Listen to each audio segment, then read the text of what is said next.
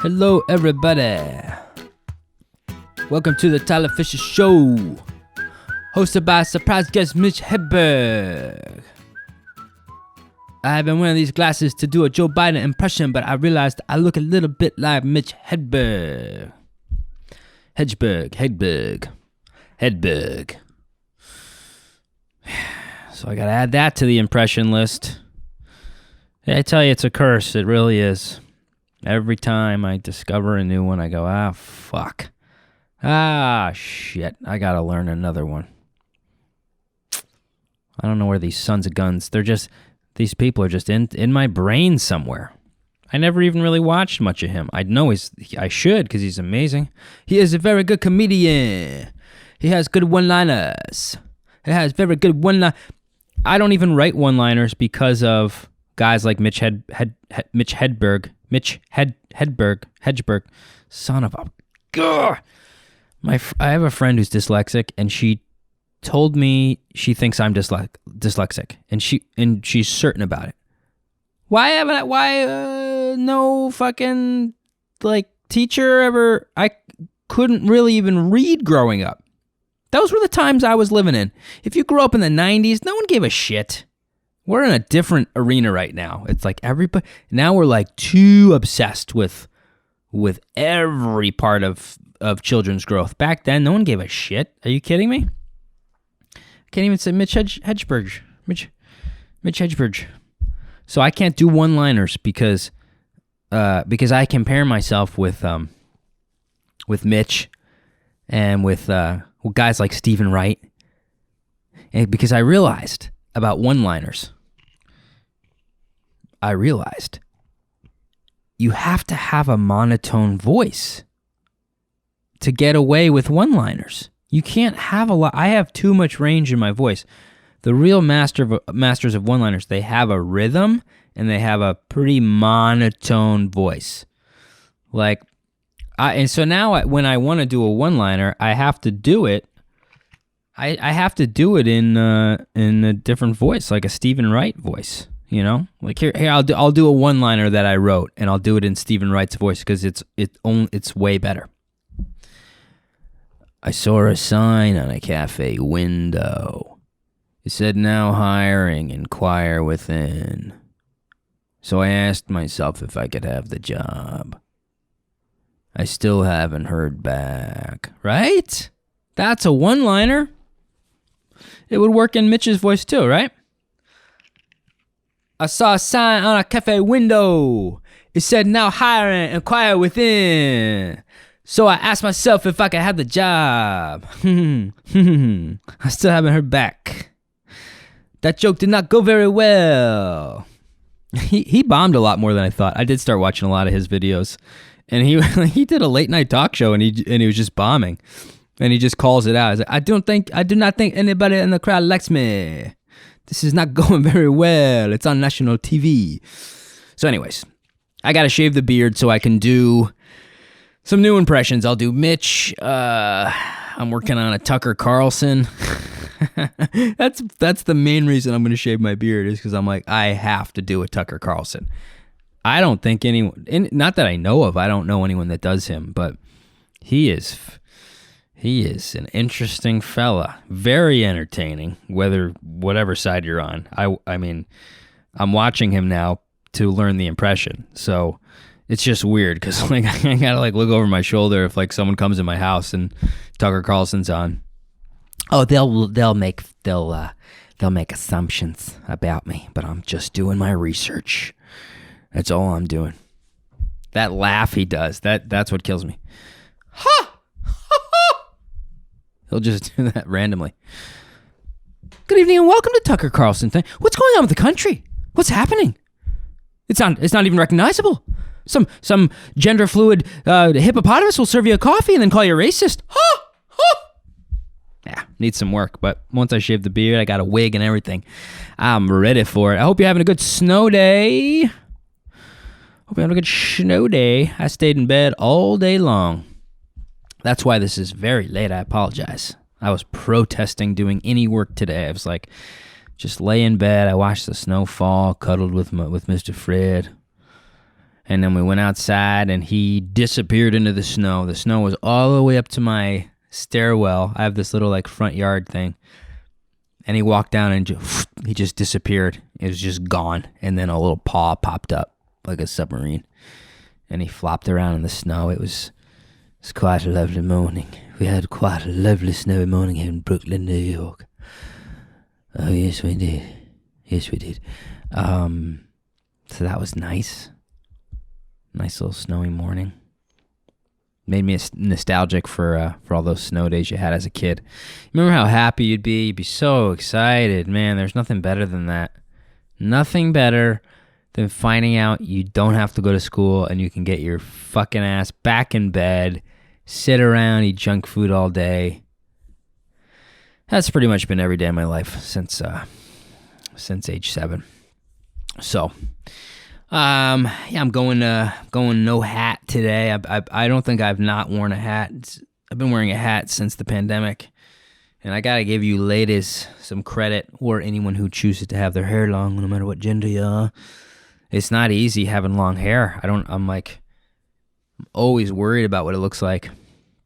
And then somebody on the street goes, "You look like Jim Carrey and Charles Manson." I was just like, really?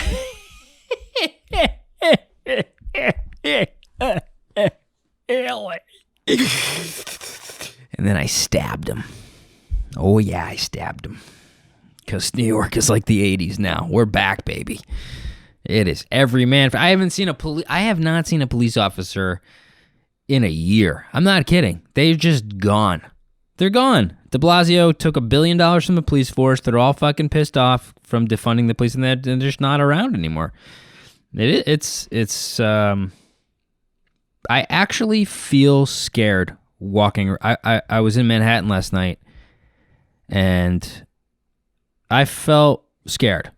There's no cops. There's no security. It's like New York in the 70s and 80s, as far from what I know New York to be. But my millennial, fellow millennials they're like, oh, it's gonna be so fun. It's like New York in the 80s again. It's so fun. It's like, no, it's not. At least they had strip clubs and,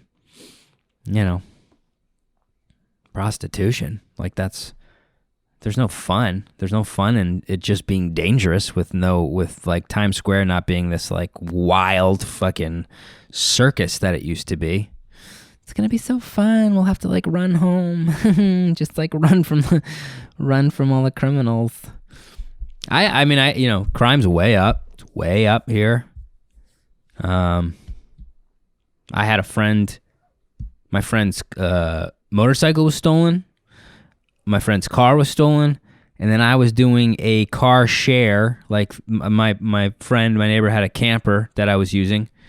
And I would rent the camper and go on trips. And a heroin addict or drug addict stole the car, the camper, and just lived in it and did whatever you imagine a heroin addict would do inside a camper for 2 weeks. And needless to say, it's destroyed. And then they moved. They moved on to Utah, on to a red state. That's how red states are born. Heroin addict steals your camper, and then you fucking move to Utah. So it's a little weird, but on the upside, comedy still lives. I want to thank everybody for coming to my Patreon stand-up Zoom comedy show on Saturday. We had a great time. Second show, it's gonna keep getting better. I promise. I bring comedians on the show.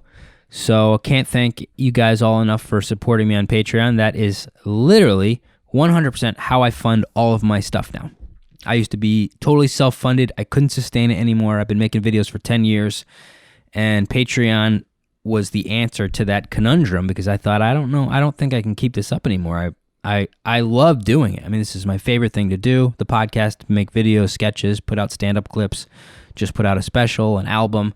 I live for it, but it was not sustainable.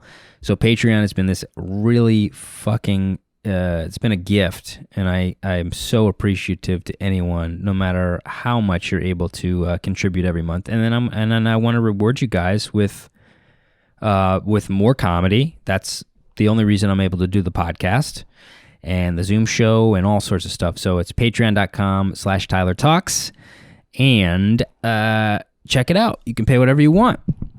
Join the team. So I also did a corporate show, which is another nice little gift during the pandemic. The corporate show is, it's pretty self-evident. It's a corporation, a company will hire comedians to put on a private show. And they're great because they pay really well. They pay way more than you could ever make doing a show at a comedy club. But the issue is comedians are also a little hesitant to do them because they give you a list of constraints and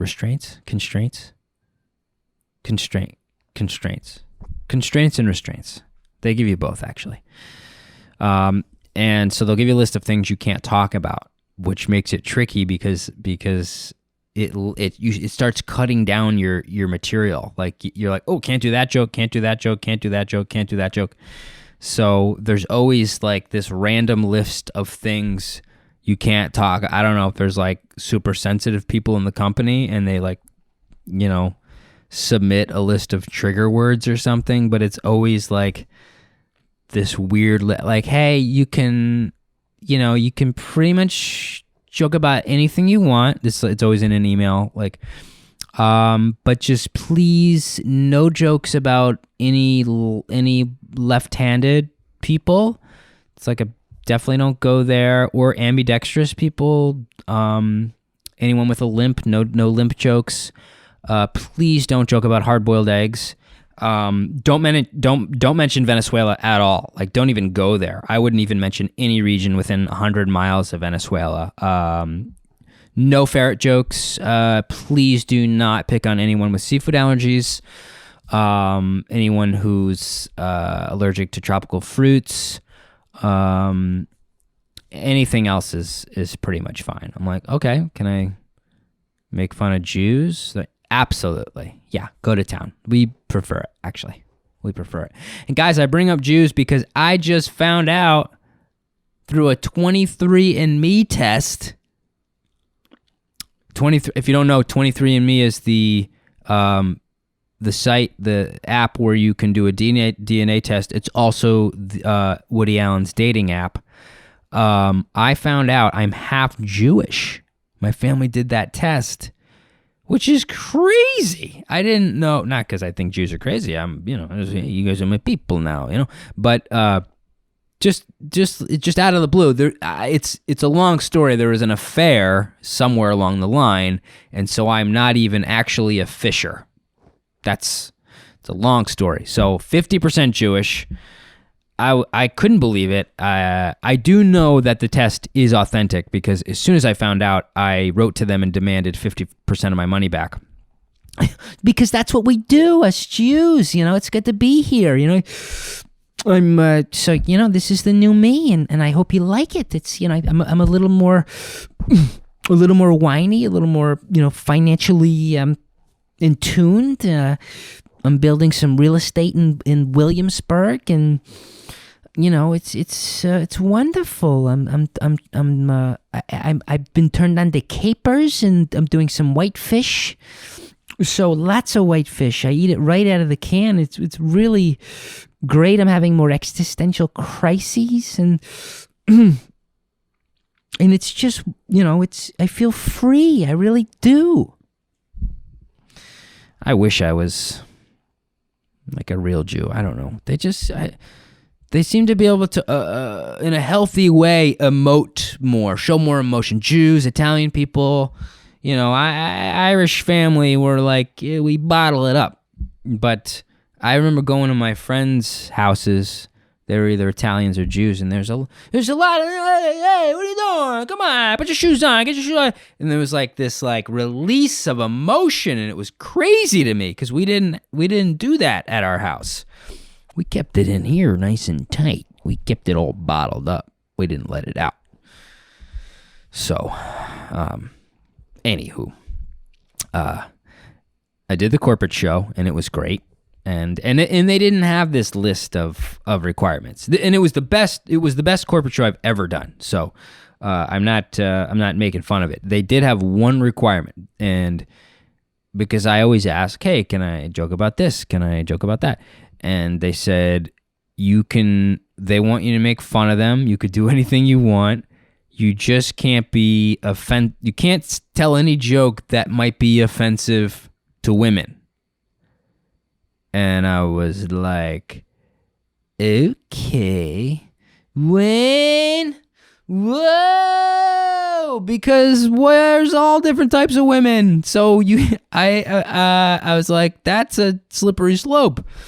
And I know they didn't. This is coming from me as a comedian, so it's a different thing. Like I know they meant well, but to me, I was like, oh, fuck, that was almost worse than getting that obscure list of things, because I'm like,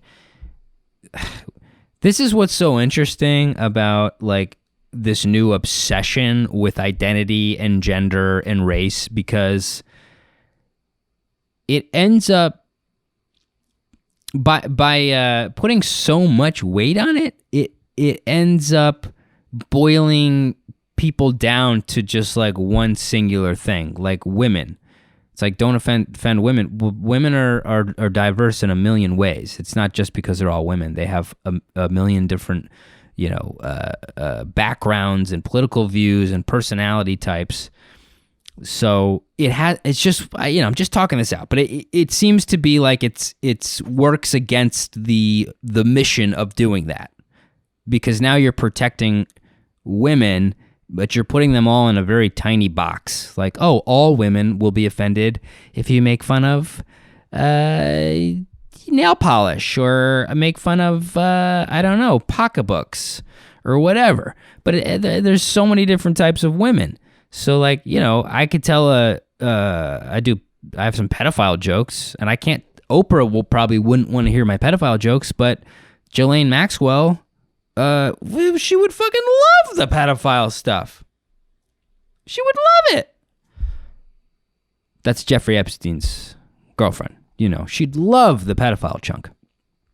So I was just really terrified the entire show, because everything I said, that's another thing. Then I was just looking at all the women. I didn't look at the men. I didn't give a shit about what they thought. I was looking at all the little boxes. It was a Zoom show. And like anytime a woman would go like that, I would just freak out. I'm like, I'm offending women and I'm going to get canceled. Anyways, the show was fantastic. That's my point. It was a great show. And I do have some new pedophile jokes. I know you guys love them. And I wrote some brand new pedophile jokes for the show, for the podcast. The only problem is I left them in my van. So why don't you just follow me? Okay, it's the new pedophile joke. Really? I was wondering if Jim Carrey would do. All these actors are doing these master classes now, and I thought it'd be funny if Jim Carrey taught a master class, because he doesn't really give a shit about. He doesn't care about Hollywood anymore. He doesn't care about being a celebrity. He's come out and said, like, he's had everything, and he'd never been more depressed in his life, when he literally had everything he ever dreamed of. So I just don't think he'd be able to pull off a class. I don't think he would even encourage people to become a celebrity, Be an interesting master class. I'm Jim Carrey, and this is my master class. Don't take the class, because nothing's real. This class isn't even real. You're not real. I'm not real. Acting's not real. So don't take the class. Take it. Nothing matters. Nothing matters. Jim. Hey, buddy, look. We just need you to teach the class. You're just going to have to pretend. I'm not Jim. And you're not you. Nobody's anybody. all an illusion. Jim, can you just pretend I can't tell a lie? And now let's take a quick pause to tell you about our sponsor for today's episode. Guys, we got a sponsor. Ding, ding, ding, ding, ding, ding, ding. First sponsor ever at the Tyler Fischer Show. I couldn't be more thrilled because sponsors, just like the wonderful patrons, help keep the show going. So this ad read is brought to you by Steven Jackson of Pointman Safety. They're safety professionals with over 25 years of experience. They see firsthand injuries prevented every single day through the effective use of properly selected personal protective equipment. I'm talking about PPE. All right. We all need some PPE, especially during a pandemic. So look, they're committed to knowing the products as if they invented them. They know these things in and out. It's like me on a dating app, okay? I know how it works. They're committed to product knowledge and safety expertise. They can help you optimize your safety program to work effectively, efficiently, and prevent injuries. So go to pointmansafety.com. I'll put the link right down in the description of the video. That's pointmansafety.com. I'm going to just need to be as honest as possible with you guys. I haven't slept in about 33 years, and it's starting to catch up to me. So normally I do this show with my second cup of coffee, but I had to cut out coffee because I am taking one of those overnight sleep tests where they hook you up with all these machines to figure out what the fuck is going on at night. And so I decided to cut out my second cup of coffee, but I'm realizing that that second cup of coffee gave me, what's it called? Meaning in life. It gave me what is it? A reason to live. And so I have no energy because that second cup got me through the afternoon and the evening. And now I've got nothing. Oh my God. I'm doing tea and I feel like an empty shell of a human right now. But the sleep test starts at 9:30 p.m. So I have to restructure my life so that I get tired for the sleep test on Wednesday. And it's just getting bad. It's getting dangerous. If anybody has any sleep issues, will you let me know in the comments. Does anybody sleepwalk? And if so, how are you handling that? Are you taking medicine? Have you taken the sleep test? I'm running on like 15%, like all the time, because I wake up probably 3 to 4 times a night. I have night terrors. I wake up screaming. This is something that's a new development, which is terrifying. I probably shouldn't even tell you, but why not? Because it's fucking crazy. I wake up at night and I think there's someone in my bedroom. So it might stem from some kind of bad dream or nightmare. I think there's an intruder in the room, and it's either like a giant snake or monster or an ex-girlfriend or something or some sort of mashup of those three things. And I wake up, but I don't actually wake up. I get out of bed, but I'm still dreaming. And I'm trying to fight this thing off. And recently, I make my way to the kitchen asleep. I pull out a fucking butcher's knife. Then I go back to my bedroom and I try to fight off. I wave a knife around and I wake up when I'm halfway in the middle of this battle and realize what had just happened. It's fucking terrifying. And I've got to figure it out because I can't live. I can't live like this anymore. I don't know what to do. So I'm gonna get the sleep test on Wednesday, and hopefully I stop getting. And I know you guys are thinking, you're like, how is he single? I mean, this sounds fucking hot. How is he single? I want to date a guy that wakes up and swings a knife around. It's my Jim Gaffigan impression. So yes, as you can imagine, this creates some pretty serious issues in the dating area. So I have a pretty strict rule. I can't allow women to sleep at my house because, as you can imagine, I might wake up, walk to the kitchen, get a knife, come back, and then murder them. And that can create issues if you're, striving for a long-term relationship, because that quick murder, really puts a cap on the longevity in the relation. So I two things. One is like, look, if someone comes over late, you're on a date and you go to someone's house or they come over and they come home late, there's a certain hour where it does become disrespectful to say you gotta, you don't gotta go home, but you gotta get out of here. And, I'd say that's like any time after 2 a.m. Because New York's open till 4 a.m. usually when things are open. So if it's after 2 a.m., you gotta have the courtesy sleepover, okay? You gotta let them sleep over, and when a woman does sleep over, look, I'm a good house, I'm a good not a guest, I'm a good. You see, you could see now how not sleeping creates issues with functioning and thinking. But I'm a good host. A host! Ha ha! Yeah. The simple pleasures in life. I'm a good host. I'll make you coffee. I'm known to make a smoothie in the morning.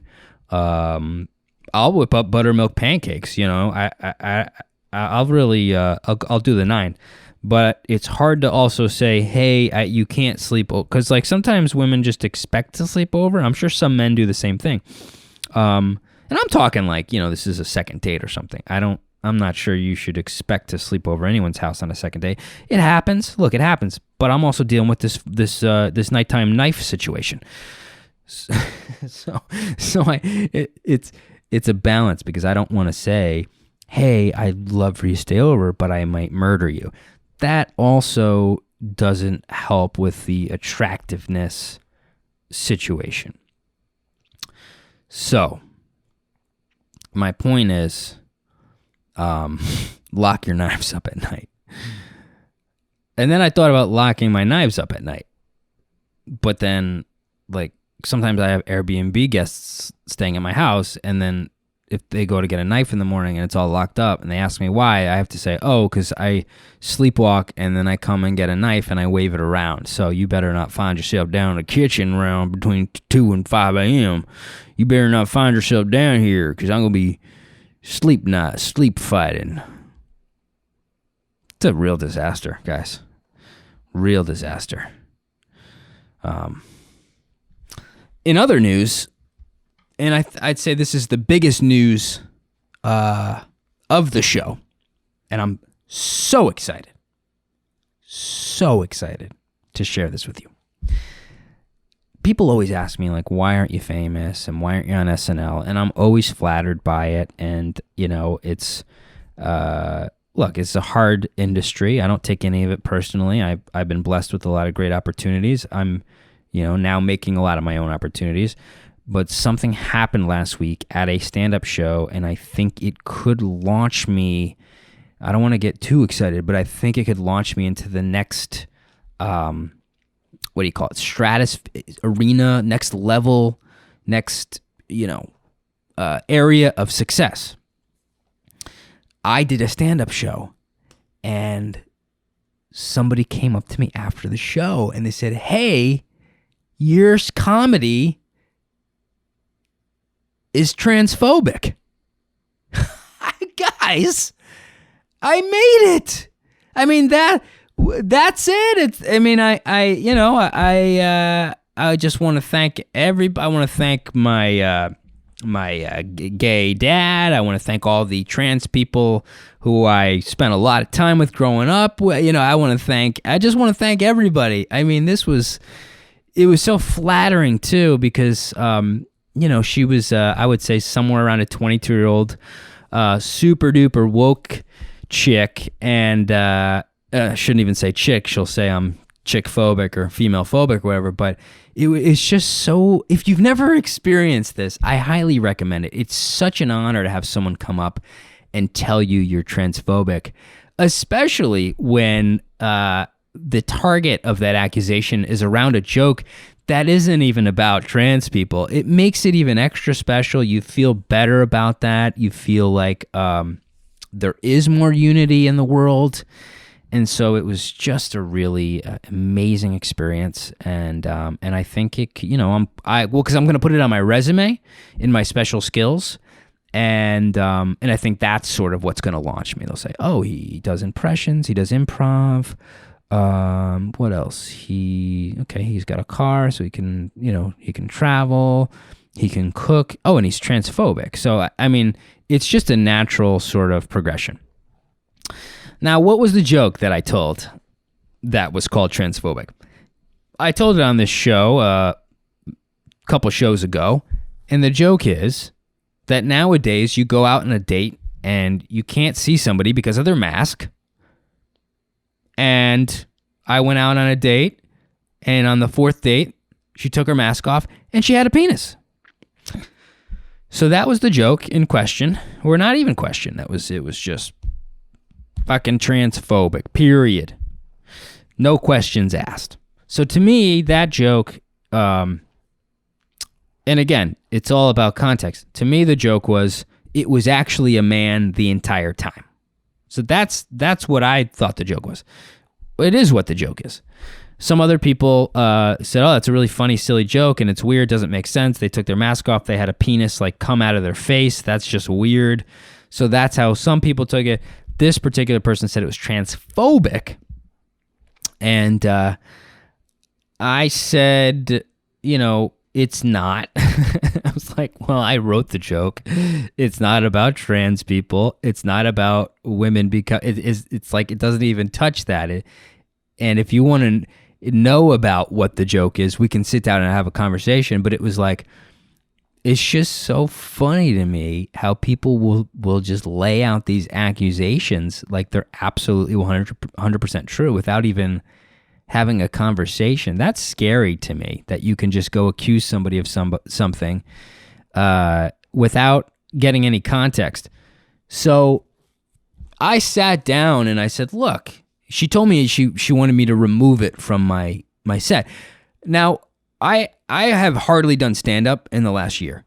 I used to write probably a whole new hour of material a year. I've only written a few minutes, maybe 10 minutes since the pandemic hit. This is the best joke I have right now. This is the best joke I've written, and it's not a masterpiece, but it's the best joke that I have. That whole chunk, it's like a couple minutes long. And she told me I needed to remove it from my set. And I was like, all right, why don't we sit down and talk about it? Let's have a discussion. And I normally don't do that because it's like, I know I'm not transphobic. People get offended for all different reasons.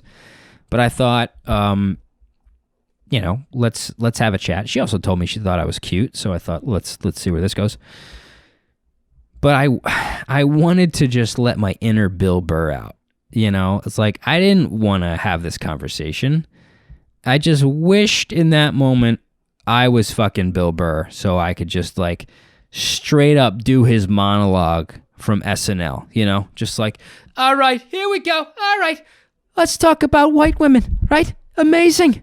The accomplishments that you've had over the last few years, that's brutal.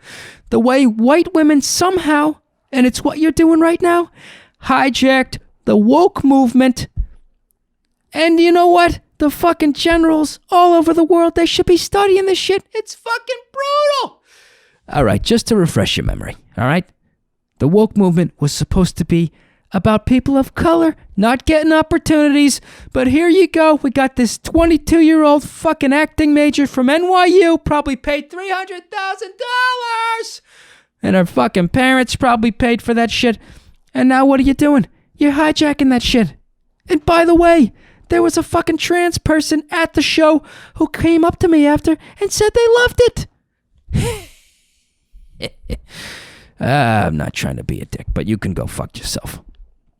That's what I wish I did. But I was like, oh no, just tell me why I'm such an asshole and we'll have a chat about it. So we talked. And by the way, there was a trans person there. That's the thing. There was a trans person at the show who came up to me after, who loved the set. I've done that joke in front of trans people at many shows before. So I don't see how this is helping. If you're part of this culture that just goes and accuses people, it just gets people angry and resentful, especially if they are not what you're labeling them as. I know I'm not transphobic. I was raised by a gay father, so I was exposed to going to gay bars and meeting gay people and lesbians and trans people, and we would go to drag shows and fucking Sound of Music sing-alongs, and it's like, if there's anybody who's transphobic, it ain't gonna be me, okay? This was my upbringing, and I also got to see, the real the suffering and the consequences that comes along with coming out. And I knew a lot of these people personally, my dad, his friends, and so I got to see that, this is something that it is them. It's them. They're gay. They're a lesbian. They're whatever they identify as. So they have to come out as that. So someone calling me transphobic makes me so fucking mad because I've been not just actually fighting for gay rights since I was 7 years old.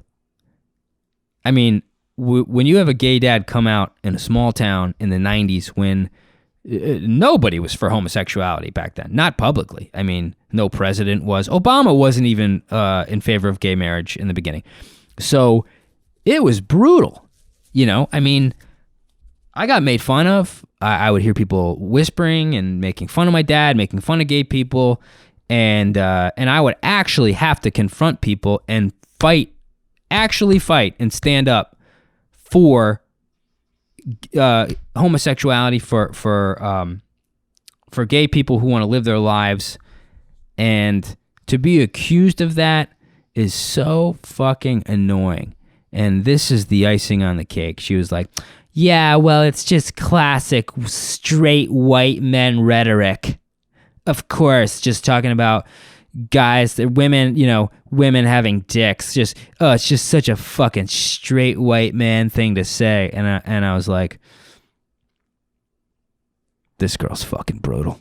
She's fucking brutal. There's nothing that pisses me off more than that. Because it takes away your context, takes away character, takes away your personal story. So I sat down and we talked for 20 minutes, really. We talked for 20 minutes about this. And I explained it. I said, look, this is how I grew up. I don't appreciate you calling me just another straight white guy. That's offensive. And by the way, it's racist. Okay? And it's not fun and it's hurtful. Like, if you're going to accuse somebody of something, find out about them. Find out where they come from. What's the joke? What's the context? It's like I grew up around the LGBTQ plus community, and we all made fun of each other. So that's what I'm used to. That's my individual story. So we talked about it. We talked it out, and I think maybe we somewhat came to an understanding. And I'm happy I did it. I can't do that all the time because you can't sit around and debate your jokes with people for hours on end. But I'm proud of myself for sitting and listening and having a conversation about it. And I tell you what, we I think got to a pretty good place. I still think she wanted me to take the joke out. I'm not taking the joke out. And the conversation sort of settled down and we listened to each other. We heard each other out. And then something amazing happened. She said, "Can I give you a hug?" And I said, "Yes." It's like, wow, what an interesting thing. Like, we just had this debate, and it was there's a lot of tension, and now we're gonna, just agree to disagree and hug it out. I thought, how cool is that? Like, what a special thing. That doesn't happen very often. It can't happen on the internet. So anyways, she comes up and she embraces me, and I like put my arms around her, and I accidentally kind of like hooked my finger around her mask, and I pulled her mask off, and she had a huge dong. It just flopped out right into my mouth. Now I'm just sucking on her dick, and it was so disgusting. It was fucking gross. So my point is, guys, don't hug anybody during this time. Don't get close with anybody, and don't accuse anybody of being transphobic without context. Guys, I'm here every Monday. Patreon.com/Tyler Talks if you want to support the show. Get the video first. And we also are going to be doing the next show end of February for Patreon subscribers. So check that out. And yes, this video will be out tomorrow. And patrons get the video first. So thanks again. Enjoy your snow day and do something nice for yourselves this week. I'll see you Monday.